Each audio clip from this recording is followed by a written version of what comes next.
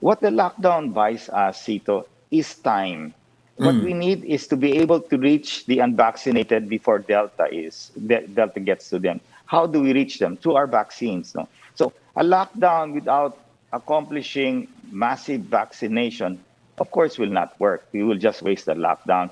The lockdown also weakens the virus. No, doesn't kill the virus, just weakens it, so that we have a lot more time to mobilize our vaccines. No, so that is the objective. And with this lockdown, we bring in the best health experts to explain what Dr. Althea de Guzman of DOH will be there to present the numbers that convince IATF to change their position from GCQ to ECQ. Now, your primary agenda is to control, maybe slow down, if not, do, as you call it, the circuit breaker.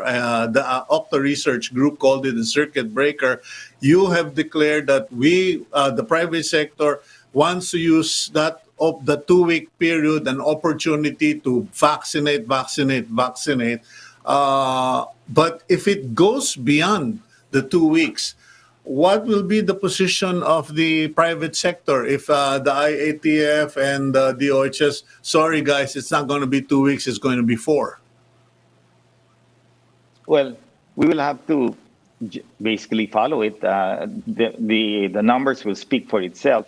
As I was saying, that would we rather save? No, this month, August, which is a rainy month, or we would rather save the fourth quarter, which can break the backs of many of our entrepreneurs, because that's when they recover most of their losses or increase Yeah. their profits to build the reserves and all of that. No? So it's very clear. The fourth quarter is the most important quarter of any entrepreneur. And now it all depends on how we are able to do it. No? And that's why I said it's a lot of effort. The mayors will be there as well to answer questions.